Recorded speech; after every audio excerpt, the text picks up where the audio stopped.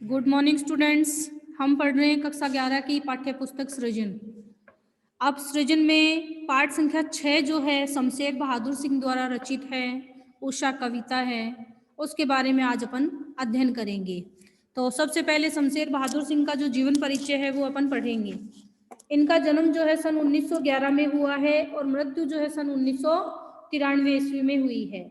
देहरादून में जन्मे शमशेर बहादुर सिंह को मात्र 8 से 9 वर्ष की उम्र में माँ का चीर वियोग सहना पड़ा। चीर वियोग यानी लंबा जो वियोग है वो सहना पड़ा। 18 वर्ष की उम्र में उनका विवाह हुआ, मगर मात्र 6 वर्ष साथ निभाकर पत्नी भी टीबी से चल बसी। टीबी एक रोग है, तो 6 वर्ष बाद शादी के इनकी जो पत्नी है उनकी भी मृत्यु हो गई। जीवन के अभाव ने उनके कवित्व को दुर्बल नहीं बनाया बल्कि धारदार बनाया। तो इनका जो जीवन है उसमें क्या थे, अभाव थे। अब उन अभावों से ये डरे नहीं बल्कि इनका जो लेखन कार्य है वो मजबूत हुआ। बिंब धर्मी कवि के रूप में। अब बिंब धर्मी क्या होता है भाई? हिंदी में जो है शब्द चित्र होते हैं जिसमें अलग अलग बिंब जो है माने जाते, जैसे आप साइंस में पढ़ते हो ना बिंब, कि भाई एक चीज की छाया जो दूसरी दिख रही है तो उसको बिंब कहते हैं। वैसे ही हिंदी में भी क्या है, एक चीज को उपमा जो है दूसरी चीज को देख करके उसको बिंब का रूप दिया जाता है। तो वो है बिंब धर्मी कवि। विख्यात शमशेर की कविता में प्रगतिशील कवि की वैचारिकता तथा प्रयोग धर्मी कवि की शिल्प विद्या का अनूठा संगम मिलता है। कवि द्वारा रचित सौंदर्य के अनूठे चित्र पाठकों के मन को भाते हैं। उनकी प्रमुख रचनाएं हैं कुछ कविताएं, कुछ और कविताएं, चुका भी नहीं हूं मैं, इतने पास अपने बात बोलेगी, तथा काल तुझसे होड़ है मेरी। उन्होंने उर्दू हिंदी कोश का संपादन भी किया है। यानी शमशेर बहादुर ने एक विशेष कार्य जो है वो किया है, हिंदी कोश का, हिंदी उर्दू कोश का संपादन। प्रस्तुत कविता उषा भोर के समय होने वाले सूर्योदय का अनूठा शब्द चित्र है। सूर्योदय के दृश्य को मनोहारी घरेलू बिंबों में बदलकर कवि ने प्रभावी ढंग से प्रस्तुत किया है। ये बिंब हमें गांव की मोहक भोर, भोर यानी सुबह, प्रातःकाल एवं जीवंत परिवेश का साक्षी बनाते हैं। भाषा, बिंब और लय तीनों का मणिकांचन संयोग इस कविता में मिलता है। कवि प्रातःकालीन सूर्योदय का मूक दृष्टा मात्र न बनकर भोर के जीवंत परिवेश को जीवन के चीर परिचित बिंबों में अभिव्यक्त कर सृष्टा के रूप का एहसास कराता है। राख से लिपा हुआ चौका, बहुत काली सिल, सलेट या लाल खड़िया चौक, ये सारे सामान्य घरेलू परिवार के बिंब हैं, लेकिन इनमें अनूठा सौंदर्य भी है। अब यहाँ जो कविता दी गई है बिल्कुल छोटी सी कविता दी गई है, सरल शब्दों में दी गई है, लेकिन इसे हमारे दैनिक जीवन से, घरेलू चीजों से शमशेर बहादुर सिंह ने से जोड़ा है और सूर्योदय से पहले का जो प्राकृतिक सुंदरता होती है उसे विभिन्न प्रकार के बिंबों से बांधते हुए उसका वर्णन किया है।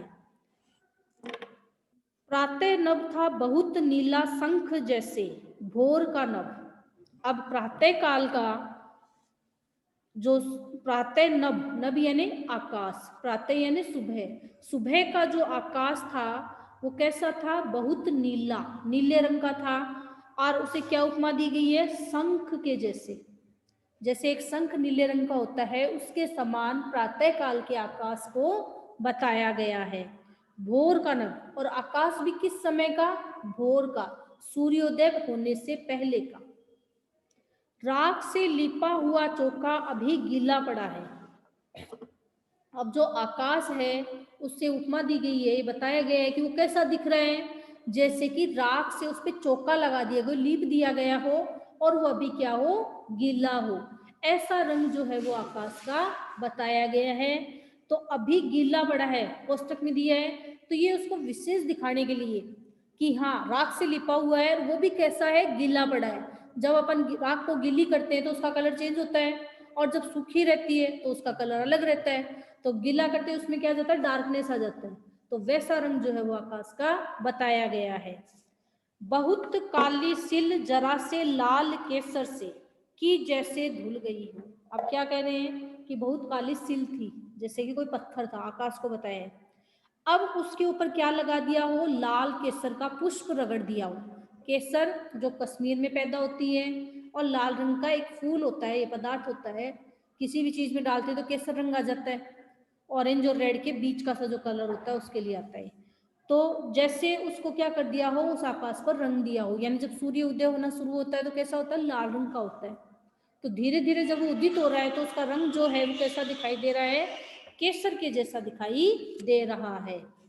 तो यहाँ आपके उत्प्रेक्षा अलंकार का प्रयोग भी किया गया है कि जैसे धुल गई हो और उसे लाल रंग लगा दिया और उसे साफ कर दिया गया हो, धो दिया गया हो। स्लेट पर या लाल खड़िया चोट, अभी ऐसा लग रहा है स्लेट का रंग भी कैसा होता है, काला होता है। तो उस काले रंग की स्लेट पर क्या कर दिया हो, लाल खड़िया चौक। लाल खड़िया चौक यानी जैसे ईंट है अपनी, ईंट कैसी होती है, लाल रंग की होती है, ऑरेंज ऑरेंज सी। तो वो भी क्या है आपकी, उसको लाल खड़िया चौक कहते हैं। तो काले रंग के ऊपर उसको रगड़ दिया हो, उसका जो रंग होता है वैसा रंग जो है वो आकाश का दिखाई दे रहा है।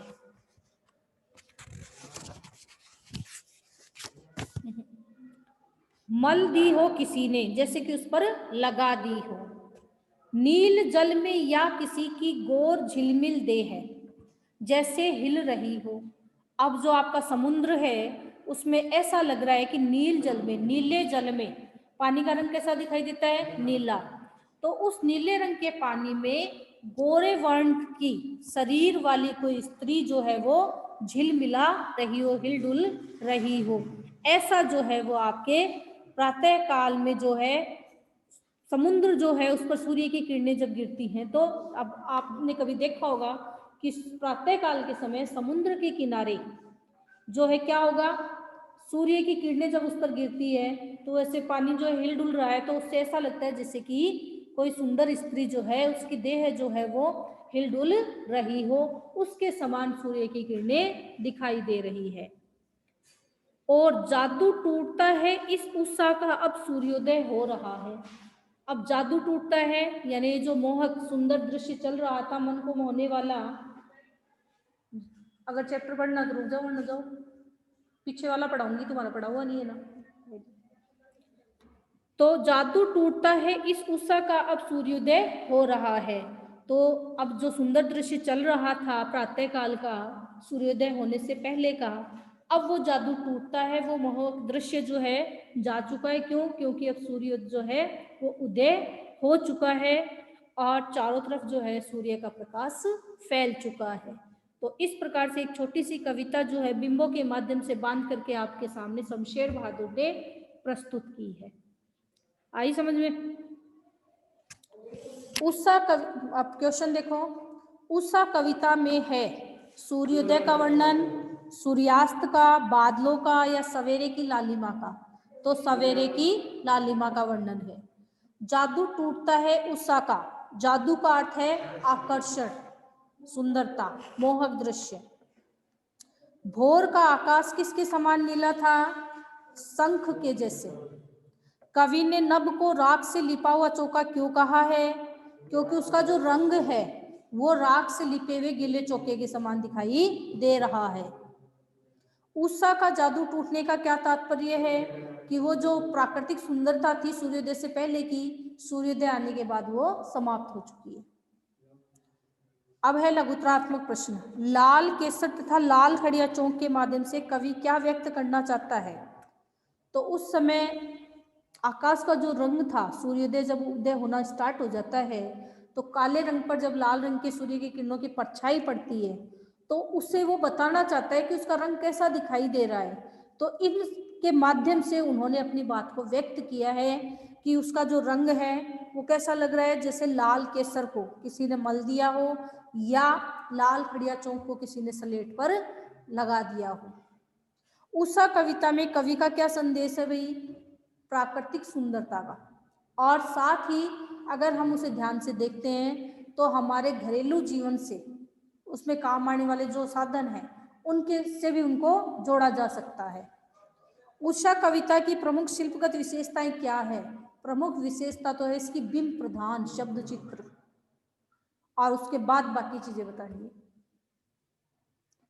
अब है निबंधात्मक प्रश्न। शमशेर बहादुर सिंह की उषा कविता का प्रकृति वर्णन अपने शब्दों में करना है। तो पूरी कविता आपने पढ़ी है, उसका जो सार रूप है वो आपको लिखना है। और व्याख्या जो है ये लास्ट वाली एक दी है, यही कर लेना, जिससे कि आपको ध्यान रहे कि हाँ इस चैप्टर में क्या दिया हुआ है।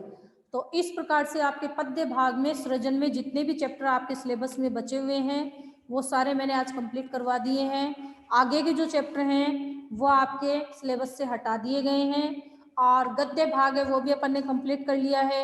आगे के जो वीडियोस होंगे उनमें अपन पीयूष जो है आपकी पाठ्य पुस्तक दूसरी, उसे हम पढ़ेंगे, और उसे आप अपने साथ रखना जब भी मैं उसको पढ़ाऊं। तब तक के लिए धन्यवाद।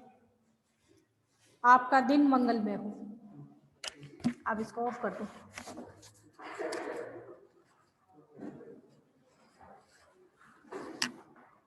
मिल्की को बुला ले उधर से, इधर मिल्की है, उसको बुला ले।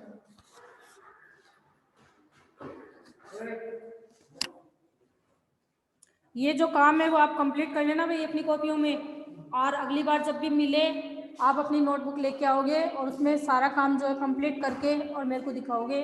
साथ ही टेस्टों का सिलेबस आपको बता दिया गया है, टेस्ट की तैयारी अच्छे से करनी है। हाँ